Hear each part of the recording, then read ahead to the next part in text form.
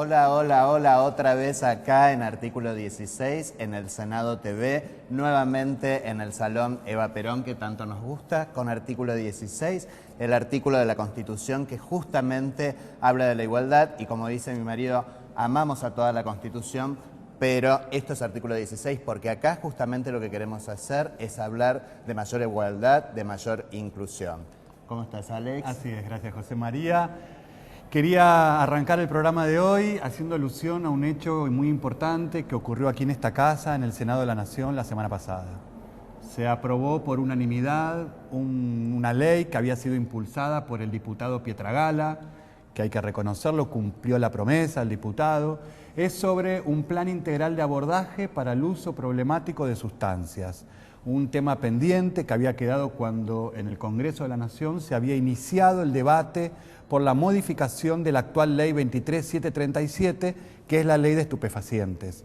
La ley empezó un debate en la Cámara de Diputados con audiencias públicas y en ese consenso se estableció un piso. Estamos hablando de regular el acceso al consumo de sustancias, regular el acceso a las sustancias, y los diputados y las diputadas planteaban de que faltaba abordar una cuestión con el uso problemático, un programa de atención integral que estableciera en el territorio del país centros para la contención y para la inclusión, con un convenio con el Ministerio de Trabajo. Hay que decir que desde Artículo 16 celebramos este avance parlamentario, celebramos que el Senado lo haya aprobado por unanimidad y que ahora entonces sí han quedado más removidas las barreras para abordar la continuidad del tratamiento de la modificación de la actual ley 23737, que todavía criminaliza a la pobreza, a los jóvenes en particular, porque todavía obliga a la Policía Federal a detener a las personas que entran en la figura de tenencia simple de sustancias. O sea que con una muy pequeña dosis las personas son judicializadas, con el enorme costo que significa para nuestro sistema judicial, para la seguridad pública, en un momento que debatimos tanto, ¿no?, que hay una necesidad de dar señales claras de mejoramiento de las políticas de seguridad y justicia. Este espacio abona por la modificación de la ley 23737 y saluda al Senado de la Nación por la aprobación unánime del plan abordaje integral de usos problemáticos de sustancias. Sí, la verdad que celebramos esto, que se haya aprobado y que sea ley finalmente. Probablemente volvamos sobre este tema cuando próximamente tenemos pensado un programa para hablar justamente de la reforma del Código Penal, digamos, donde algunas cuestiones al respecto ya se están tratando, por lo menos en el proyecto, el anteproyecto, digamos, el borrador que por ahora hay. Así que seguramente vamos a volver sobre este tema. Así es, Me gustaría contarles algunas cuestiones. Todos los años se hace informes, nosotros acá hemos nombrado, por ejemplo, los informes que han tenido que ver con la cantidad de diputadas y diputados y de senadoras y de senadores. Bueno, hoy en particular me gustaría hablar del informe que se hace también todos los años en relación a las palabras más utilizadas durante el último año parlamentario. Bueno, cabe decirles, por supuesto voy a ir al machete porque no me acuerdo todo, pero cabe decir que la palabra más utilizada durante el año pasado fue la palabra Argentina. Se utilizó 5.109 veces, tanto en diputados como en senadores. Esto es el total de las dos cámaras. La segunda palabra más usada fue país, 3.239 veces. La tercera palabra es quiero, 2.422, es decir, Argentina, país, quiero, y le sigue nación, con 2.382 veces. Después viene yo, un poquito más adelante en la lista, con 1.680, justicia y verdad, con 1.622 y 1.614, y algo interesante, la palabra mujer le ganó a la palabra hombre. Por poco, porque palabra mujer fue dicha 388 veces y hombres 306 veces en ambas cámaras, tanto en senadores como en diputados. Obviamente que se necesita que la palabra mujer se siga diciendo, que se siga diciendo muchas más veces, porque lo que tenemos que lograr es mayor igualdad y mayor inclusión. Por último, quería hacer referencia, en nuestro país se ha estado hablando últimamente mucho del tema de los precios y particularmente del tema de los precios respecto a los medicamentos.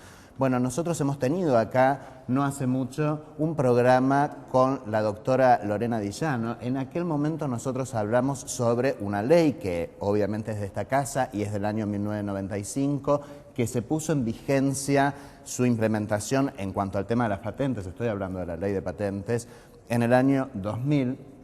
Y la verdad que nos gustaría volver, seguramente la vamos a invitar nuevamente a Lorena, para volver a hablar de este tema, porque una de las cosas que nos preocupa a todos y todas las argentinas que tienen que ver con el precio y el precio de los medicamentos, que tanto han subido, está muy relacionado con esta ley de patentes, pero a su vez también está muy relacionado con aquello que hizo el gobierno durante el último año, que fue justamente hablar de las flexibilizaciones, ¿sí? Y hacer, digamos, un instructivo entre el Ministerio de Salud, el Ministerio de Industria, para que justamente no sea tan fácil que esas patentes se perpetúen y se generen monopolios que hagan que nosotros tenemos que pagar los medicamentos en forma tan cara. Muy interesante lo que planteás.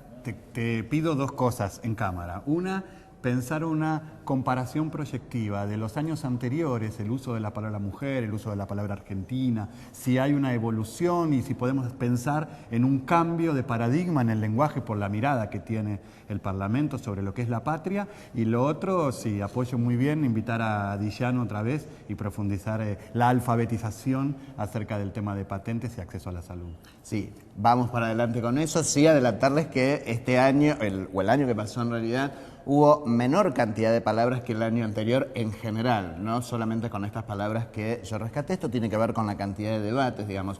El año anterior fue un año electoral y obviamente que esto influye al respecto. Pero el tema que veníamos hablando y el tema de las patentes y el tema de los medicamentos va a estar muy relacionado con el tema que vamos a tratar hoy. Sí, claro hoy tenemos, sí, como siempre, una invitada de lujo y vamos a ir al tape para ver y presentar a nuestra invitada. Adelante.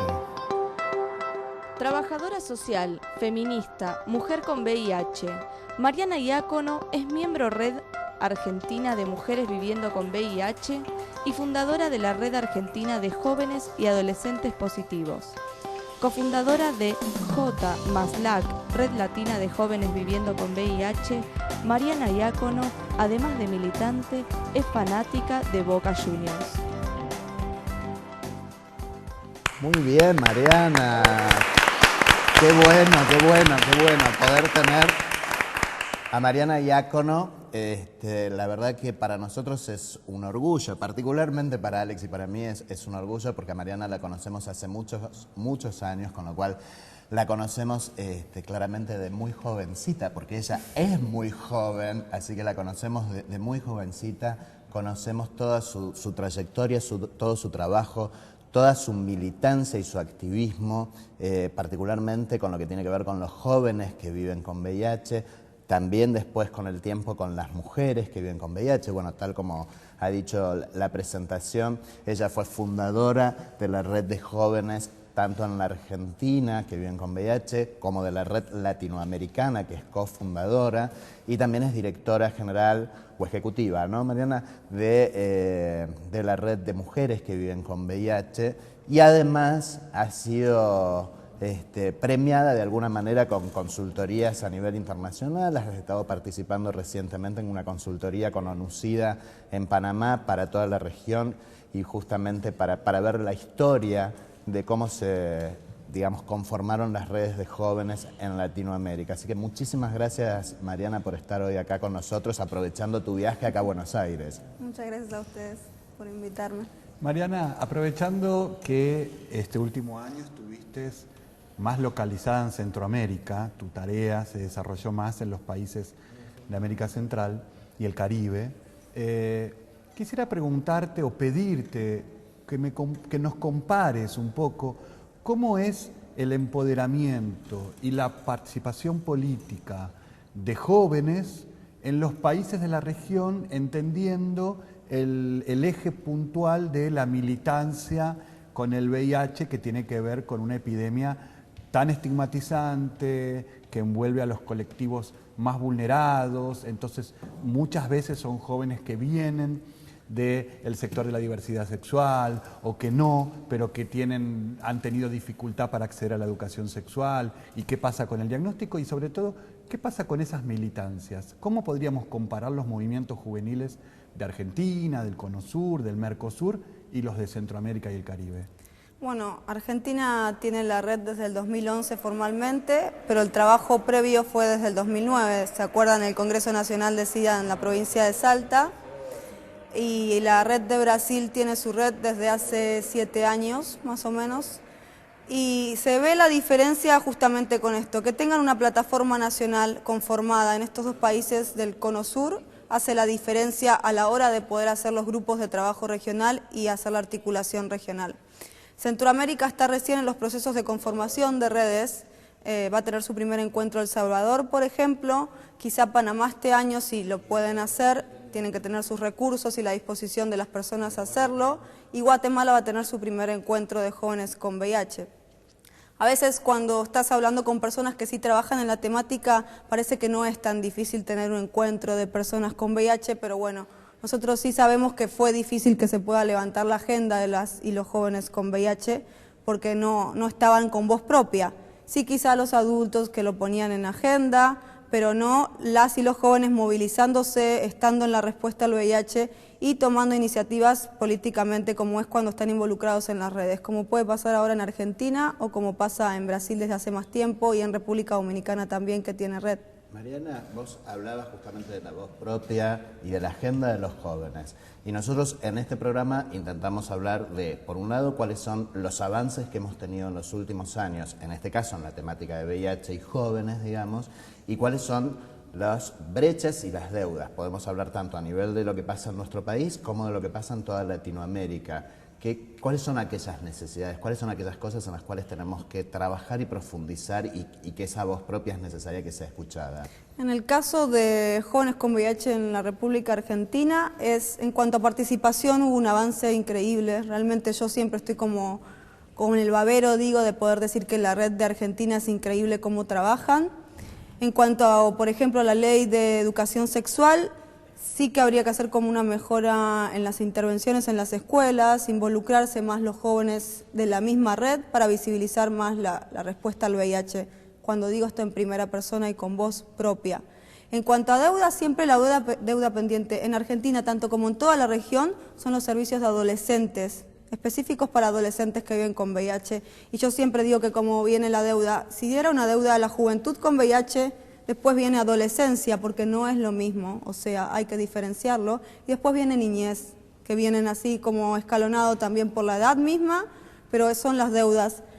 En cuanto a adolescentes, no hay servicios de adolescentes específicos. Cuando cumplen los 18 años se hace el traspaso al servicio de adultos. Espera, vamos a hacer una cosa. Sí. Como el tema de los servicios integrales para adolescentes es interesante desarrollarlo un poco más, sí. Te pido, lo postergamos para después de la pausa. Okay. Vamos a una pausa pequeña y volvemos con Mariana Diácono para hablar sobre las necesidades de los adolescentes y jóvenes viviendo con VIH en Latinoamérica.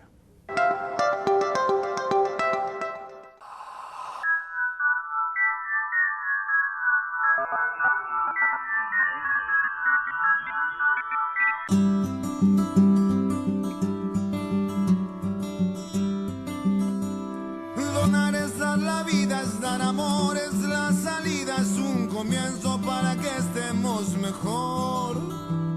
Donando en cada gota yo soy vos y vos sos un poquito yo.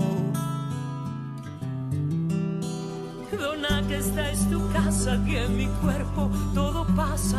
Hermano, yo te doy mi corazón. Sangre bien latina, esta es mi sangre, es argentina, es para vos. Estaré a lo largo y a lo ancho en mi nación, con fuerza desde el centro de mi pecho. Este camión va a recorrer todo el país. Si lo ves, dona sangre. Un poco de vos puede hacer mucho. Una luz en tu corazón. Yo estoy.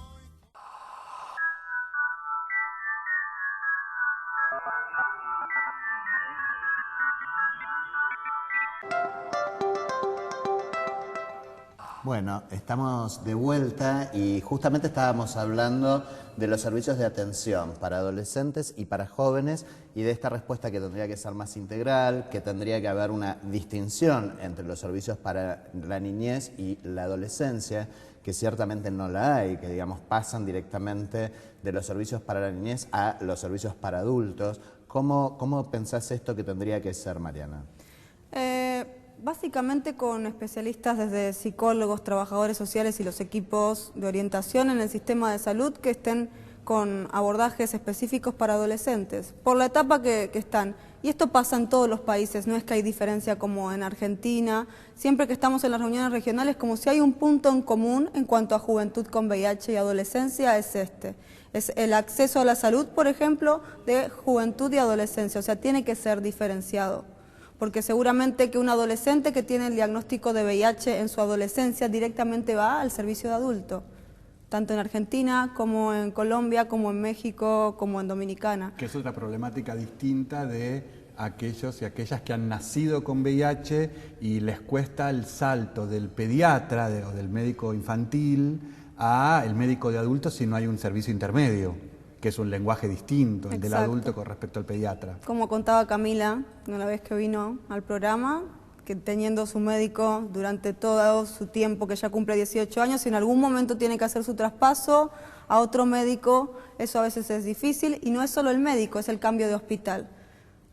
Cuando yo estaba en la Red Argentina como miembro de la red y que hacíamos trabajo con adolescentes en situación de internación, veíamos que lo difícil era el traspaso de hospital, cuando tenían que dejar el hospital de niñez. Por ejemplo, del Hospital Gutiérrez, acá en la Ciudad Autónoma de Buenos Aires, al Hospital Muñiz. No entendían el sistema del Muñiz, entonces la persona se pierde en el sistema de salud. Okay. Vos, por otro lado, mencionabas la Ley de Educación Sexual Integral, que nosotros, en realidad, en nuestro país, fue una ley sancionada en el 2006, y que la verdad que ha costado, y podríamos decir que viene costando su implementación. Si bien se han logrado grandes avances, se han hecho cuadernillos a nivel del Ministerio de Educación de la Nación, se han hecho cuadernillos juntos con el Ministerio de Educación más el INADI.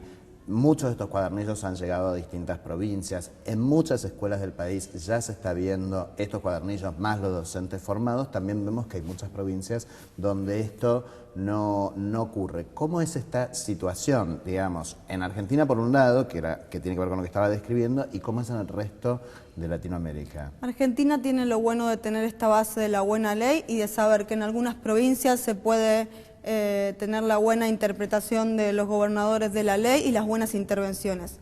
Más el apoyo de sociedad civil, ¿no? Porque a veces si no se puede hacer un buen trabajo desde el sistema de educación, viene sociedad civil, como pasaba con la Fundación Buenos Aires SIDA, que daba talleres en el sistema educativo.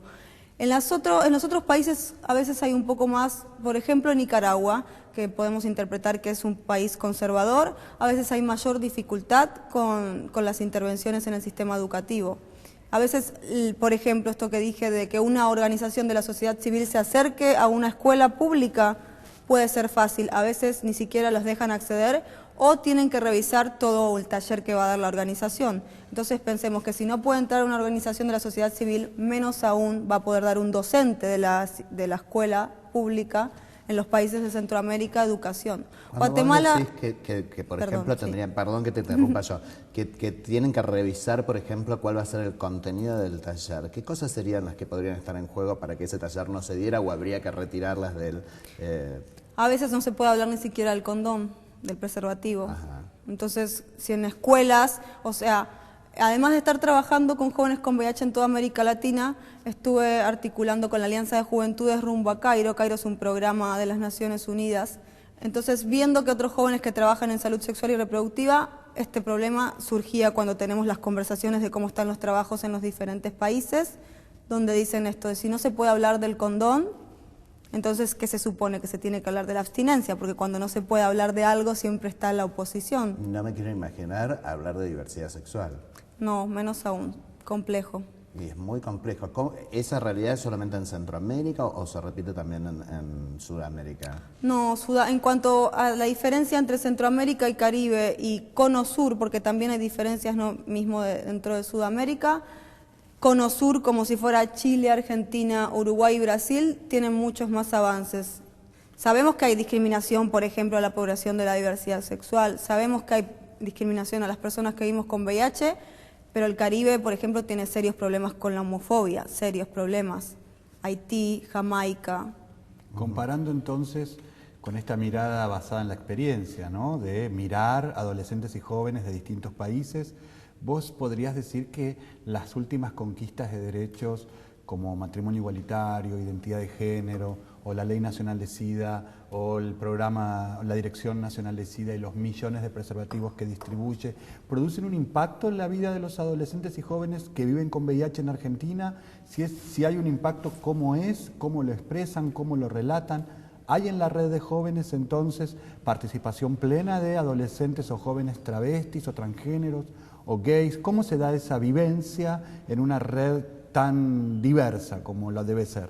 Sí, bueno, en cuanto a la red de Argentina, lo que puedo observar como asesora, porque no, vuelvo a repetir, no soy miembro, es que todo este entorno político que hay en Argentina y que se viene dando en los últimos años, tiene como una facilitación para que ellos puedan participar. Entonces, que tengan estas leyes tan progresistas, tiene que ver también con que puedan participar más, porque si yo estoy en un país que no tengo estas leyes de base, seguramente va a ser más difícil que yo pueda salir de mi casa y tener ganas de participar. Si sé que además de que voy a recibir discriminación de lo que sea, no pongo una específica, tengo que como decir soy gay y salir a trabajar a la comunidad, cuando sé que no tengo leyes que me respalden. Entonces, Argentina siempre también en el trabajo regional es como un ejemplo en cuanto a todas las leyes que salieron en los últimos años, en cuanto a las respuestas en políticas públicas. Siempre en todas las agendas, no es solo en VIH, siempre se tiene como esta base que es buena.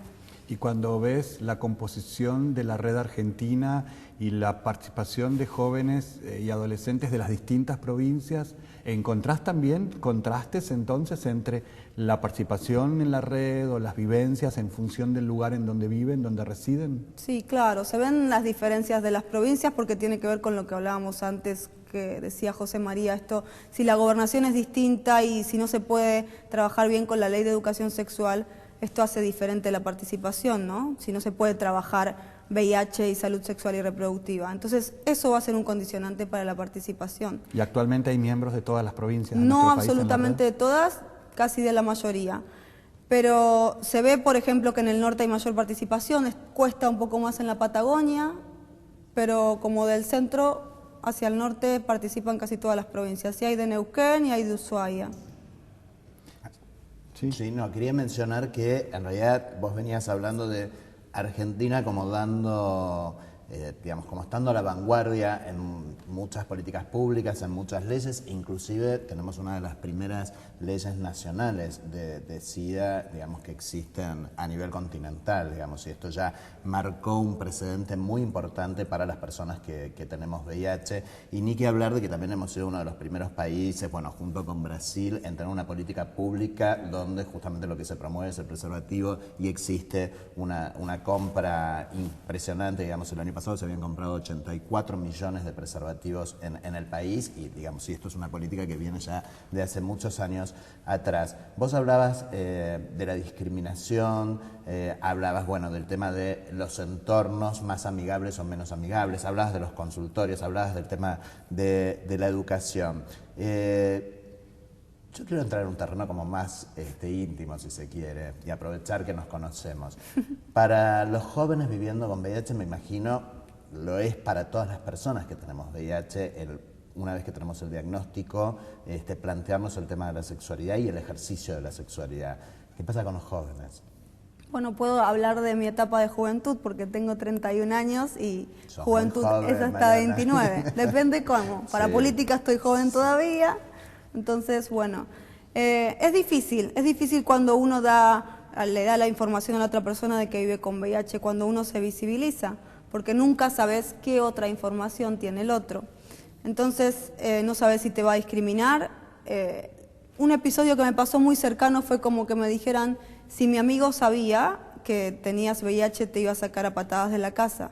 Entonces, después de ese episodio, yo tuve como un divorcio con mi VIH porque digo, o sea, yo entonces nunca sé qué va a pasar cuando digo que tengo VIH, que nunca me había pasado, porque yo nunca tengo problema en decirlo, ni soy visible en los medios de comunicación, todo el tiempo pongo cosas en Facebook. Lo que no es muy frecuente, la mayoría de los jóvenes y de las jóvenes y de los adolescentes más les cuesta mucho, pagan un alto costo por visibilizarse. Sí. Sí, a veces se pierden parejas, se pierden trabajos, Sí, es pérdida, puede ser pérdida. Yo digo, es como una inversión. Ser visible, y lo aprendí con ustedes, es como una inversión. Pueden venir palos por momentos, puedes sufrir discriminación, pero pueden venir cosas muy buenas. O sea, como en el ámbito educativo, que siempre es mi ejemplo, en el ámbito laboral, pude ser visible y no hubo problemas. Muchas personas tienen inconvenientes en ese aspecto. Yo me acuerdo, y parte de tu presentación está hecha con la base del video Pasión por la Vida, digamos, y que lo hiciste ya hace bastantes años, bueno, no tantos, hace ¿cuántos? 5 o 4 años, 5. ¿no? 5 años. O sea que eras mucho más jovencita todavía.